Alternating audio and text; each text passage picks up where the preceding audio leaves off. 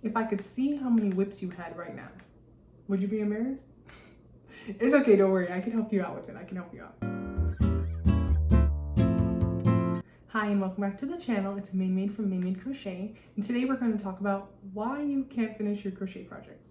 But not to worry, I'm going to give you some tips on how to kick that habit. So what qualifications do I have to help you with this problem? Alright, so first and foremost, I sell my crochet / I have a business on top of it being my hobby. So what that means is I collect payment for the things that I make. And this is point number 1.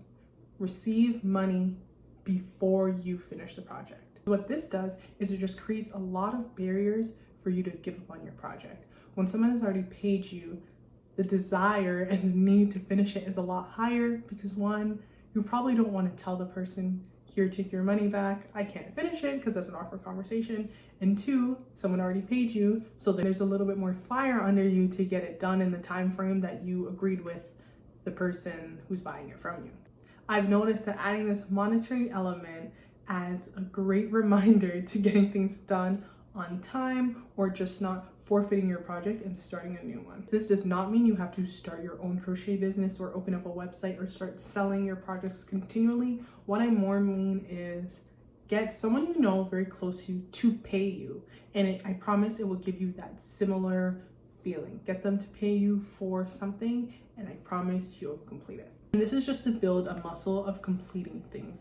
You don't have to do this with everyone, just do it at least 1 or 2 times. And as you build up that muscle of completing projects, it will just become easier to do. Reason number 2, your project's too big. Bring it down a notch, bring it down a notch. These blankets, these scarves, these shawls, these super long projects, they're just so big, and it's very easy to just say, I don't want to do that anymore, and just leave it alone. So there's 2 ways you can work on this. You either decrease the size of your project, so make it a bit smaller. So instead of a blanket, make a dishcloth, right?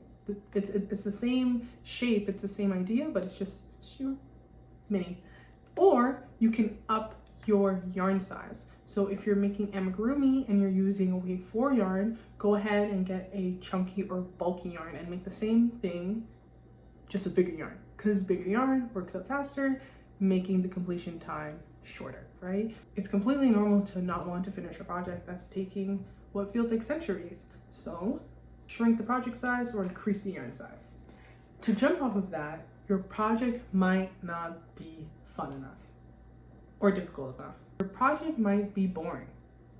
And what I mean is it may not challenge you, it may be too repetitive, it just doesn't have a lot going on. I myself struggle to make blankets. Whenever I tell people that, they never believe me, but that just back and forth, especially with the double crochet, that is my worst nightmare. For some reason, double crochet back and forth, I just can't stand doing that. And it's funny because you'll notice that some stitches don't do that to you. So like a shell stitch, back and forth, I love a shell stitch, but other ones, they just don't take to me. So try out a different stitch or a different pattern, something that is not too challenging, but something that can keep you interactive, because your project might be too boring for you, not in general, just for you. Okay, some of y'all aren't gonna like this one, but you didn't learn the basics.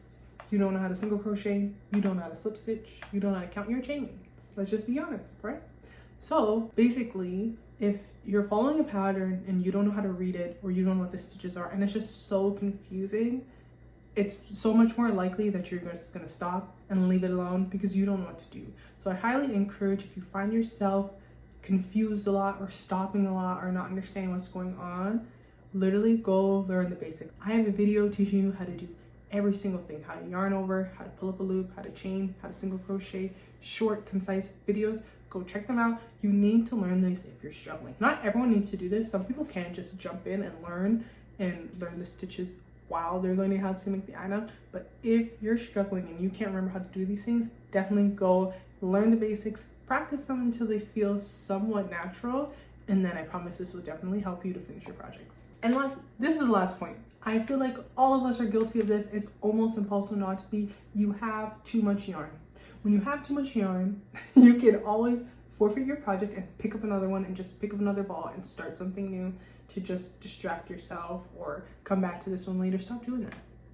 Even me, I'm going on a scrap-free journey. I'm trying to get rid of, it's impossible to go to 0 because Like that means every single project has to have the exact amount of yarn you need in every single ball. So that's not what I'm saying. But what I'm saying is, you know what I'm saying. You know what I'm saying. You have too much yarn. I'm not even gonna explain it to you. You have too much yarn. So buy what you need, buy what the pattern tells you, or use what you already have. But you have too much yarn, and that's why you're not getting your projects done, okay? But you have too much yarn. I'm just being honest with you. Me too, me too, me too. But I'm gonna take you on the journey of me fixing that, right? I've been guilty of some of the things on this list. I'm just trying to help you out, okay? I guess this is a bonus one, but this would only be for business owners because this also helped me. I started going to markets. When you go to markets, you have to have inventory. So you quite literally have to finish your projects. I'm not telling everyone to go out and start their business because that's a whole nother world, right? But if you already have a business, sign up for a market and you'll surprise yourself at how much you get done. Believe me. That's the last tip. So thank you so much for watching. If you have any questions, feel free to leave them down below. I'll see you in the next one. Bye.